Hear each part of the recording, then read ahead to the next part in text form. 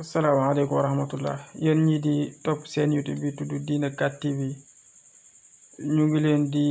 nuyu bu baax di leen jaar ñu dellu si ak yéen ci ñi bëgg a xam seen étoile wala seen tabian wala seen ay sarax mu nekk lu am solo mu mel ni léeg-léeg yenn laaj rotaale ci waaye tey daal xam naa ne dañuy jël rek ñeenti tur bu soobee yàlla nga bàyyi xel yow mi dugaloon sa tur ci commentaire incha allah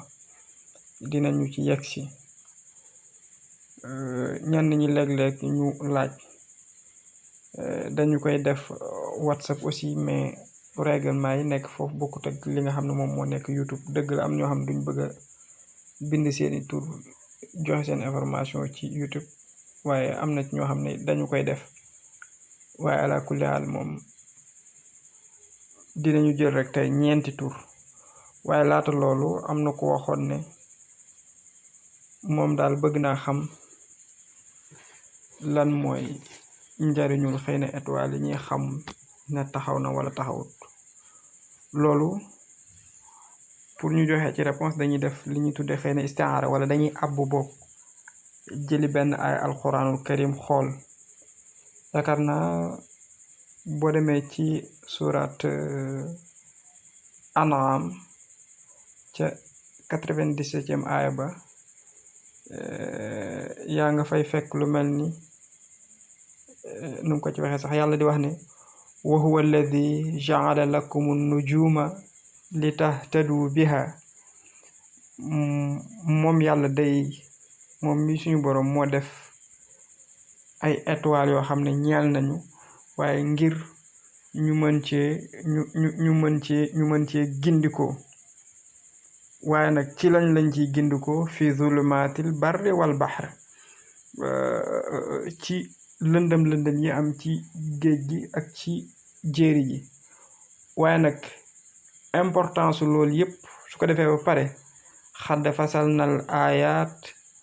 li xaw mi yaalamun mooy def na ci ay teqale ay kéemtaan yoo xamante ne ni ñi mu concerne rek mooy ñi xam kon importance bi ci aaya bi mooy maanaam li nga xam ne dafa préciser ni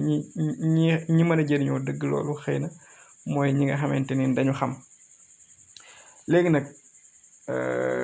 étoile lan lay jëriñ ci lenn rek résumé bu gàtt su yàlla ne man maa leen defal étoile yi ngeen di ci mën a gindikoo ci géej gi ak jéeri ji di ci leerlu quoi bu lëndëmee sa xel war na xam ne waxut leerlu gii nii parce que li tax mooy li ñuy tuddee électricité bii am nga xam ne nit ñëpp tey bu dee guddi boo nekkee fu am électricité boo taalee lampe da ngay am lumière bi nga soxla saa nga gis étoile kon mun nañu dàq loolu ne yàlla waxut ñu leerlu ci loolu waaye en même temps su fekkente ne da nga ñëw ci bëccëg gi boo soxlaa lumière jant bi moo lay leeralal mu leer nañ kon ba tey mën nga dégg ne aaya bi kon waxul pour ñu ciy leerloo bëccëg gi wala guddi gi léegi nag kon war nga ci mën a am beneen dégg-dégg bu wute ak loolu xam nga étoile boo xoolee bala ma dellu si ci aaya bi mag ñi nga xam ne ñenn sax ci ay nit ñoo xam ne nit ñi dañu demoon ba jàpp ne dañ yor baatin bu bari fekk déedéet sax yoruñu woon baatin bu bari waaye dañu amoon dara ci xam-xamu biddiw ñenn ci daara yi nga xam ne dañ koy jàngale am na façon wuñ koy jàngale woo xam ne bu ñu demee ba guddi dañuy génn joxañ la asamaan si wan la ne la lii mel nii la tudd bu taxawee nangam lay doxe lii mel nii la tudd bu taxawee nangam lay doxe lii mel nii la tudd bu taxawee nii nangam lay doxe te loolu ñuy wax suñu ko waxee souvent buñ la nee étoile sàngam bu taxawee nangam wala nangam dina am da ngay gis lu bari ne étoile boobu bu taxawee loola dafay am. léegi nag yow lan lay concerné ci sa dund gi ci tënk étoile bi nga bokk su taxawee dafay mel ni da nga soxla woon palais de la république yàlla dogal premier ministre ñëw sa kër nga xam ne bu fa jógee direct ci président bi lay dem nga jël sa lettre jox ko mu dem direct ci président bi donc du am benn intermédiaire. donc kon sa étoile su fekkente ne dafa taxaw par exemple ñu la 1h la taxaw bon nga toog 1h du matin boobu ngir ñaan yàlla sa borom day mën a wax ne étoile bi day ñëw taxaw xaar la nga ñaan mu jël ko yóbbu. nit mën na wax ne yàlla waxtu woo ko ñaan mu nangu ko loolu xel mën na ko nangu waaye teewut xam-xam précisé na ay béréb yoo xamante ne ni maanaam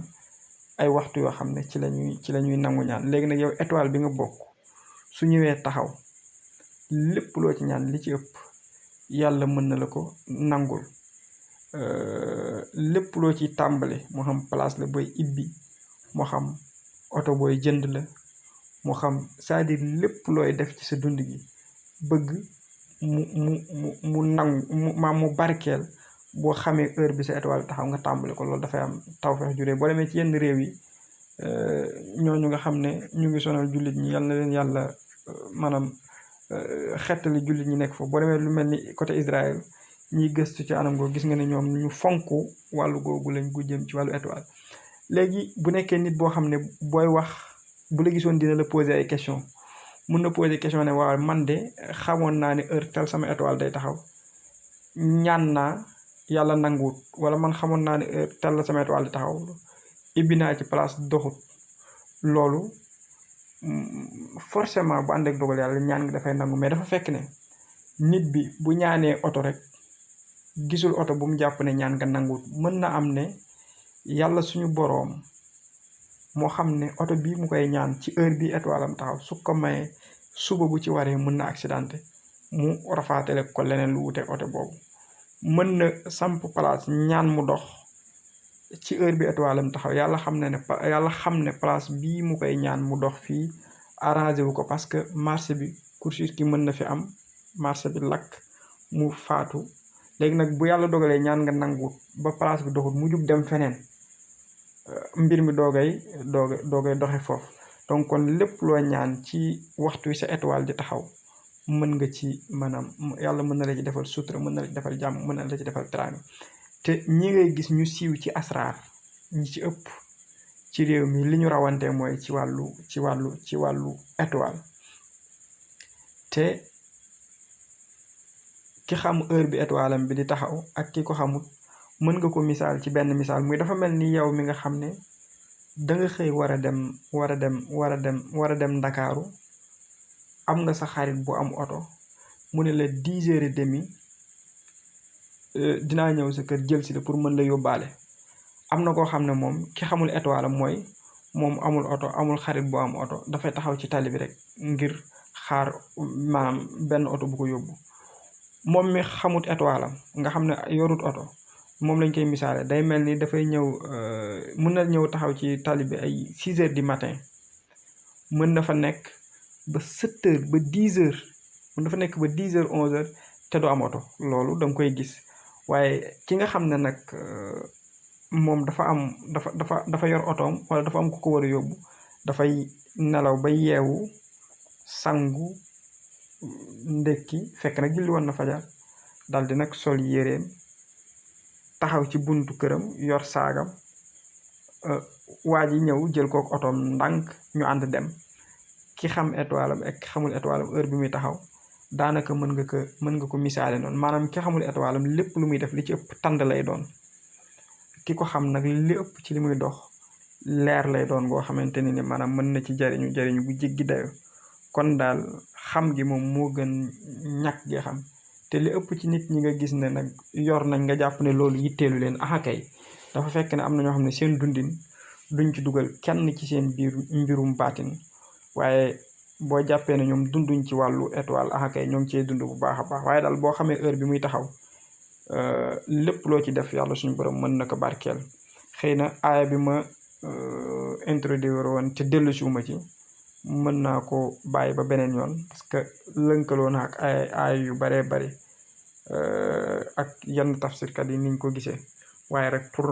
wax la rek lenn ci ñooñ asraar yi ni ñu gisee mbirum étoile yooyu noonu ak lum la mën a jëriñ donc kon tey ci Muhammad mii nga xam ne Muhammad Abdullahi Fall mi nga xam ne moom lañu war a njëkkee Muhammad Abdullahi tabian bi dafa nekk ma yu maanaam ndox la kat moom Muhammad mu xamee ko noonu bu ko defee sarax yi kat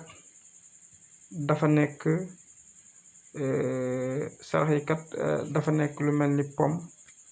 lu mel ni banaana wala lu mel ni guro wala lu mel ni suukar mooy Muhammad Abdullahi Fall bu bàyyi ko xel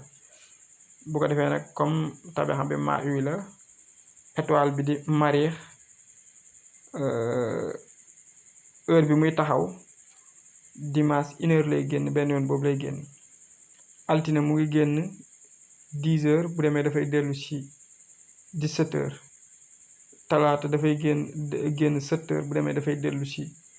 incha allah 14h àllarba dafay génn 11h bu demee mu ngi dellu si 6h te mooy 18h alxames nag moom dafay génn ndem soob na yàlla suñu borom 8h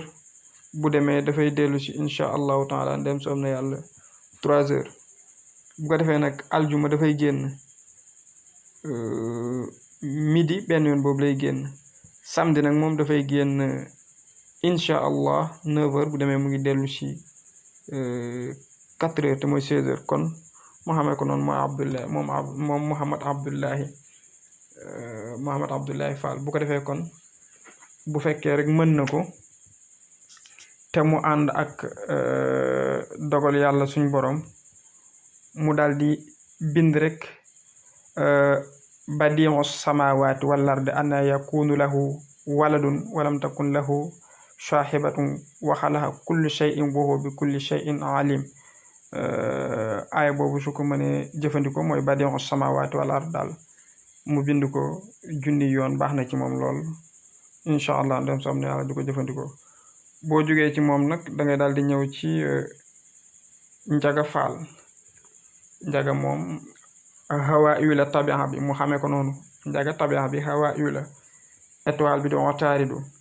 bu ko defee sarax yi nag moom di li ñuy tudde tisi mooy yére bu bees wala mbaxana wala kaala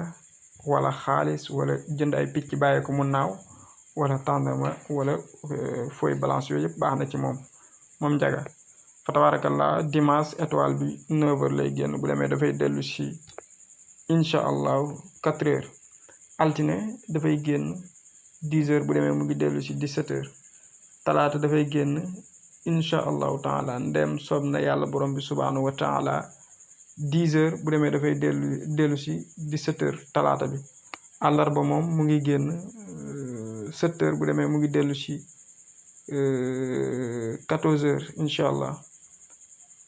bu dee nag alxames mu ngi dellu si mu ngi génn incha allah ndem soob na yàlla 11h bu demee dafay dellu si 18h vendredi mu ngi génn incha allahu taala ndem soob na yàlla 8h bu demee dafay dellu si 3h samedi nag moom dafay génn incha allah midi benn yoon boobu lay génn ndem soob na yàlla borom bi subhanahu wa taala mu bàyyi ci xel bu ko defee daal moom su fekkee mën na bindulu iza jaa nasrullahi wal fathu mu yem ci wal fathu boobu daal di ko bind 2 junni yoon yàlla suñu borom mën na ko defal sutura defal ko teraanga ak jàmm bu ko defee ñu ñëw ci Faatu Ba tabian bi naar wi la moom Faatu étoile bi di mustari mu bàyyi ko xel incha allah ndem soob na yàlla moom nag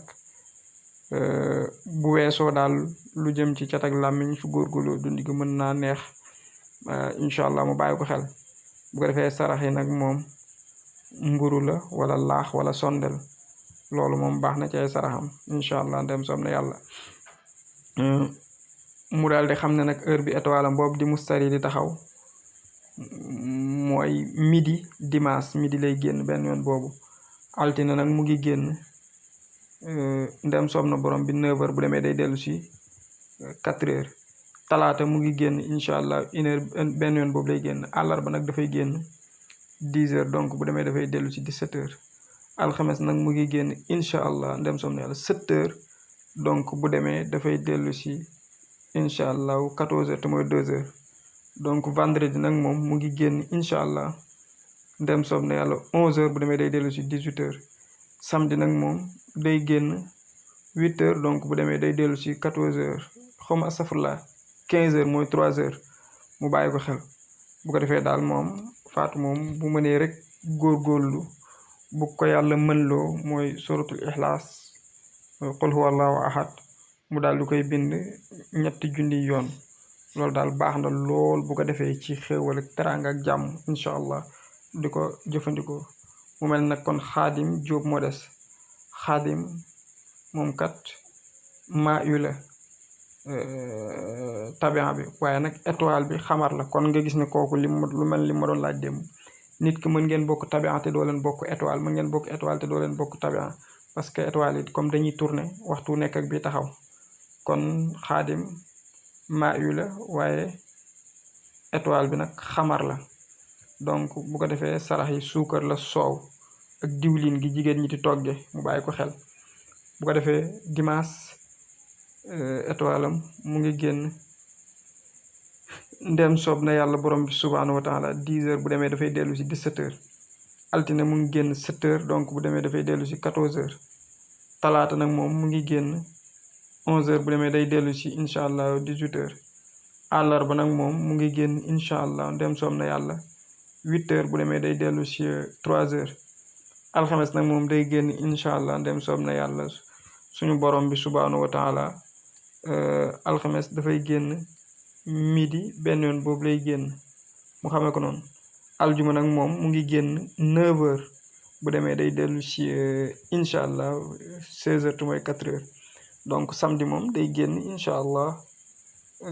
ndem soob na yàlla borom bi subhanahu wa taala samedi étoile am boobu di xamar 1h lay génn benn yoon boobu lay génn. bu ko defee daal ndem soob na yàlla su ko yàlla mënloo mu góorgóorlu ci li may bëgg a wax ci alquranul karim. bu ko defee yàlla suñu borom di mën na ko dimbali defal ko jàmm defal ko teraanga ci barke alquranul karim. te loolu nag mooy iqtaraba linnaasi xisaabuhum wahum fi ghaflatin mu'ridun. mooy saar woowu daal ñuy wax suratu anbiya su fekkee ne daal mën na koo bind benn yoon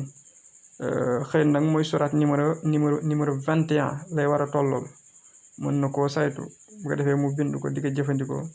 yàlla mën na ko defal teraanga ak jàmm. yàlla na yàlla def jàmm ak salaam. kon ñu yemandi fii rek ba beneen yoon incha allah. yàlla bari na sutura bari na jàmm. yeneen laaj yi dinañ ci ñëw incha allah ndem soob na yàlla. ñi fi seen tur yàgg xëy na ñi koy jële ci exeegul wala mu wàcc bu ko defee mën nañ koy fàttali rek te bañ a découragé. bu ko defee incha allah dinañ leen ko leeral bamtuwaat ko. WhatsApp it xëy na du ñàkk ñu fay def waaye loolu règle yi dafay wuteeg règle yi nga xam ne moom moo nekk fii ci YouTube bi. yal na yàlla def jàmm ak salaam.